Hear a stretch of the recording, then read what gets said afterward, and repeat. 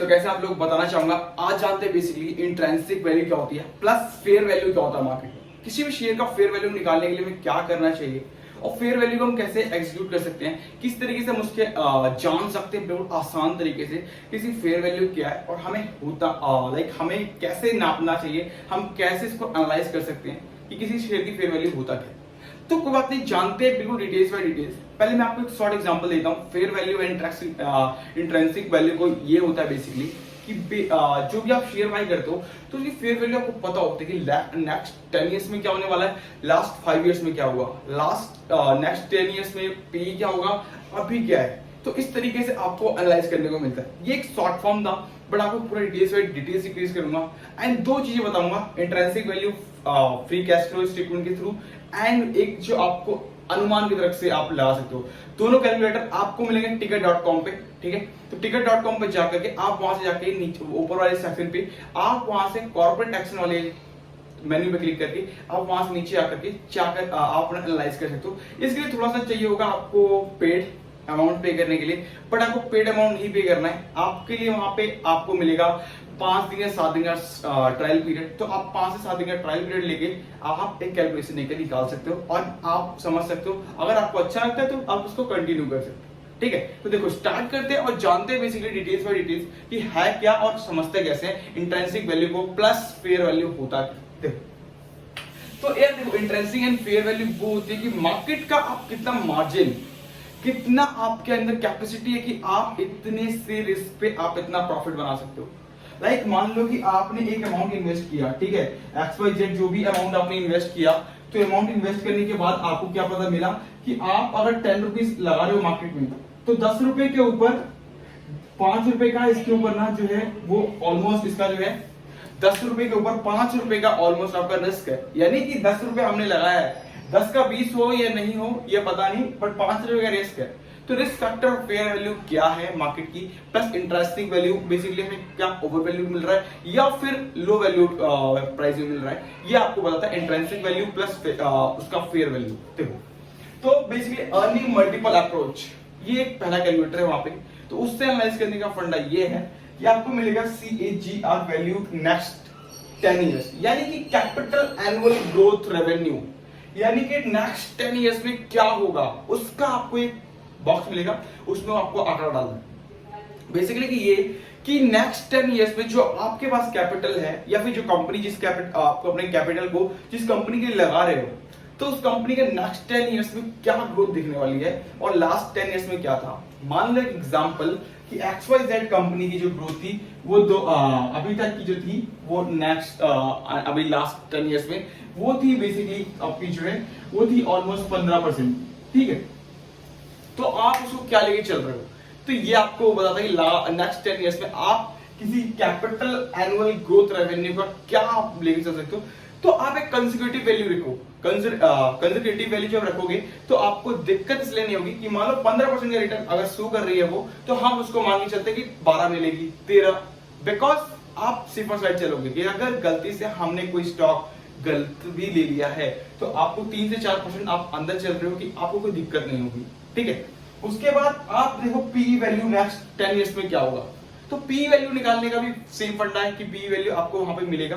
आप पी वाले सेक्शन से क्लिक करोगे देन आप वहां से पीएस वाले सेक्शन से आप पी वैल्यू भी देख सकते हो कि मैक्सिमम क्या था, लोएस्ट क्या है। उसके बाद एक मीडियम का साइज निकालो कि मीडियम में कंपनी कहां पे स्टेट कर रही है, मतलब बेसिकली मार्केट में कोई फ्लक्चुएशन नहीं होता तो मार्केट की स्ट्रेंथ पे उसको रनिंग में कंटिन्यूअसली चल रही होती है। तो वो एक पी वैल्यू के हिसाब से एक फेयर वैल्यू निकाल सकते हो और वहां से अगर मान लो कि 10 दिखा रहा है आपको पी वैल्यू तो आप 8 मान के चल सकते हो। एक कंजर्वेटिव अगर आप लेके चलोगे तो आपको किसी स्टॉक को सिलेक्ट करने में दिक्कत नहीं होगी। एक तीसरा पॉइंट है डिस्काउंट रेट। डिस्काउंट रेट यार अगर आप मानो तो मार्केट में भी अगर हम आते हैं ना तो इन्वेस्टमेंट के लिए तो अभी यार हमें एफडी में 5% 7% देके चल रहा है, तो एटलीस्ट और म्यूचुअल फंड भी कम से कम 13-14% दे देता है। तो हम एटलीस्ट डिस्काउंट प्राइस रेट में तो हम एटलीस्ट 12% से लेकर 15% तक का मांग चल सकते हैं। तो ये कोई एडवाइस नहीं है सारे स्टॉक्स के बारे में, ये ओनली एक इन्फॉर्मेशन मैं आपको दे रहा हूं कि आप इस तरीके से एनालाइज कर सकते हो, ठीक है। कोई भी ये नहीं है कि आप इस स्टॉक को बाय कर लो या इस स्टॉक को बाय कर लो, ऐसा कुछ भी नहीं है। सिर्फ आपको एक कैलकुलेशन बताने का तरीका है जिससे कि आप एनालाइज कर सकते हो और समझ सकते हो मार्केट को।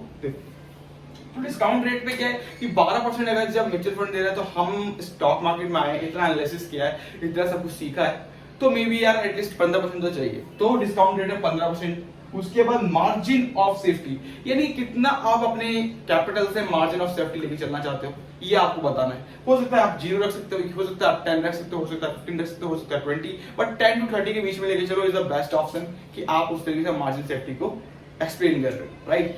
एंड दूसरा फॉर्मूला जानते हैं, एंड जानते हैं कि दूसरा फॉर्मूला में और किस तरीके से निकालते हैं। तो अगर इस सारी वीडियो को, इस सारे नंबर्स को आप डाल दोगे तो आपको एक इंट्रिंसिक फेयर वैल्यू मिलेगा, जो कि नॉर्मल आपको मिल जाएगा कि कितना आया और कितने के आपके हिसाब से शेयर कितना चल रहा है अभी मार्केट में, एंड कितने पे आपको बाय करना चाहिए, कितना अभी ओवरवैल्यूड है, कितना आपका सही है, ये आपको वहां पे देखने को मिलेगा। देखिए फ्री कैश फ्लो स्टेटमेंट जो आपको मैंने लास्ट वीडियो में बताया, उसको अगर आप देख लोगे वीडियो तो आप इसको समझने में बहुत आसानी होगी। तो फ्री कैश फ्लो स्टेटमेंट में बेसिकली ये है कि free cash flow discount price, यानी कि वो प्राइस, जो पैसा मैंने आपको बताया था कि वो पैसा जो आपका ऑलरेडी प्रॉफिट के ऊपर अलग से रखा हुआ है, उस पैसे को अब हम मान लो कि बिजनेस में नहीं भी लगाएंगे फिर भी हमारा बिजनेस चल सकता है, वो अमाउंट कैसे डिस्काउंट प्राइस में चल रहा है एंड कितना कंपनी का ग्रोथ है, उस तरीके से हम कैसे एक फेयर वैल्यू या फिर एक इंट्रिंसिक वैल्यू हम निकाल सकते हैं, वो हम डिसाइड करते हैं। तो देखो ये कैलकुलेटर भी आपको सेम वहीं पे मिलेगा। तो आपको देखना है इनिशियल एफसीएफ क्या है।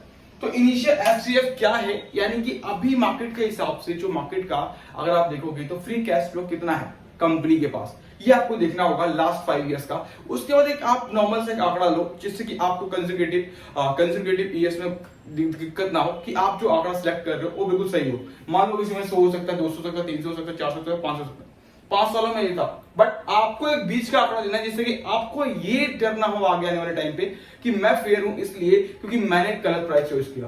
तो आप उससे नीचे का कोई भी आंकड़ा है जो सेम लगता है आपको, जो कॉम्बिनेशन का, वो बीच का आंकड़ा आप ले सकते हो।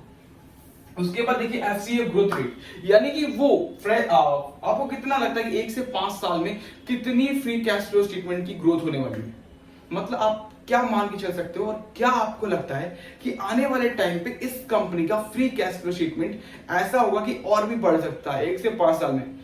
फर्स्ट थिंग, आप लास्ट 5 साल का जो आप देख रहे हो उसको छोड़ दो, वो बीता हुआ टाइम है, उस पर देखने में हमें बिल्कुल सेटिस्फेक्शन मिल रही है, बट आने वाले टाइम को हम इस तरीके से डिफाइन नहीं कर सकते कि क्या होगा, राइट। तो आप उस तरीके से जो फेयर वैल्यूज को कम करने के लिए आप अपना आंकड़ा उस तरीके से डिसाइड कर सकते हो। अगर किसी को मान के 30 चल रहा है, 30% की ग्रोथ हुई है, तो आप उसको 22% का लेके चल सकते हैं, राइट। एज एडवाइस है ओनली। देखो FCF growth rate 6 to 10 years, फिर वही वाली बात कि आप इतना मान के चलो कि मार्केट में कुछ भी हुआ और लास्ट 5 साल पहले, लास्ट 5 इयर्स में, बट आने वाले टाइम पे क्या होगा 6 से 10 सालों में, ये आपको नहीं पता और इसके बारे में आप कंजर्वेट नहीं कर सकते। तो कंजर्वेटिव ईयर्स के हिसाब से आप वो लेके चलो जो इंट्रिंसिक वैल्यू आपको कहती है कि बहुत कम हो। जैसे आपने यहाँ पे 22 डिसाइड किया, तो यहाँ पे आप 15 के आसपास या फिर 18 के आसपास डिसाइड करो। बिकॉज ऑफ दिस कि मार्केट का फ्री कैश फ्लो बढ़ेगा कि नहीं बढ़ेगा 10 साल में, तो 10 साल का किसने देखा, 10 साल तक के लिए तो हम नहीं जानते ना। तो इस तरीके से आप पीछे वाले आंकड़ों को देख करके मत देखो, सिर्फ ये देखो कि उसके बीच का आंकड़ा क्या कहता है, उस तरीके से आप उसको एक अपना एक वैल्यू डाल सकते हो वहां पे। एंड उसके बाद आता है डिस्काउंट रेट, यानी फिर वो डिस्काउंट रेट कि अगर मार्केट में इतना प्राइस चल रहा है तो हमें डिस्काउंट रेट कितना चाहिए, एटलीस्ट 15% के तो हम मान ही चल सकते हैं, तो डिस्काउंट रेट आप 15 डाल सकते हो। अगेन टर्मिनल रेट क्या होता है, टर्मिनल रेट बेसिकली वो होता है कि आप जो टर्मिनल रेट डालते हो ये बेसिकली 4 से ऊपर नहीं होना चाहिए, बट ज्यादा से ज्यादा 4 0 से लेके 4 तक के बीच में डाल सकते हो। बिकॉज उस 4% अगर डेली ग्रोथ हो रही हो, अगर हर साल 4% किसी कंपनी की ग्रोथ हो रही है, तो आप जब इसकी इंट्रिंसिक वैल्यू या फिर फेयर वैल्यू निकालोगे तो 50 साल 30 साल का कैलकुलेट करेगा। और कोई कंपनी ऐसी तो नहीं है कि लगातार एक सेम कैटेगरी से ऊपर चार्ट में जाता जा रहा है, 4% 4% 4% 4% हर साल की ग्रोथ हो रही है, ऐसा तो नहीं होगा। तो इसलिए कि मार्केट में कभी प्रॉफिट भी होगा, कभी लॉस भी होगा। तो उस तरीके से ये टर्मिनल रेट ना आप 2 रख सकते हो, 1 रख सकते हो, 3 रख सकते हो, जो भी आपको अच्छा लगे उस तरीके से आप उसे रख सकते हो, राइट। बट याद रखें कि अगर कोई सी भी वैल्यू रखने में आपने सोचा कुछ और रखा उस वाला वैल्यू और कैलकुलेशन गलत आई है, तो फिर आपको बहुत दिक्कत करेगा। तो प्लीज बी कंसंट्रेट कि आप क्या पिक कर रहे हो और क्या किस तरीके से वैल्यू को असाइन कर रहे हो। उसके बाद मार्जिनल ऑफ सेफ्टी, यानी वही चीज की मार्जिनल सेफ्टी का मतलब बेसिकली ये है कि मार्केट में आप अपने कैपिटल के ऊपर कितना मार्जिन सेफ्टी लेके चल सकते हो। ये 10 to 30 का आंकड़ा होता है, उस तरीके से अपने आप को डिसाइड कर सकते हो। ठीक है। तो देन आपको समझ में आएगा कि एफसीएफ क्या होता है एंड इफेक्टिव डिस्काउंट प्राइस क्या होता है। देन उसकी दोनों फॉर्मूला मैंने आपको बताया एंड उसके बाद वीडियो अच्छी लगी तो लाइक करिएगा, शेयर करिएगा। Thank you so much guys. And अगर आपको कोई डाउट हो, कोई तरीका अगर समझ में नहीं आया हो, कोई कैलकुलेशन समझ में नहीं आया हो, आप कमेंट करके बता दीजिएगा। मैं आपके कमेंट्स को हमेशा ही उसके ऊपर रिप्लाई कर देता हूँ, जैसे ही टाइम मिलता है मुझे, तो आप उसके ऊपर बता दीजिएगा, मैं आपको वहाँ पे रिप्लाई कर दूंगा। साथ ही साथ इंस्टाग्राम में फॉलो नहीं किया तो इंस्टाग्राम फॉलो कर सकते हैं। चैनल पे पहली बार आए तो सब्सक्राइब करना मत भूलिएगा एंड मिलते हैं नेक्स्ट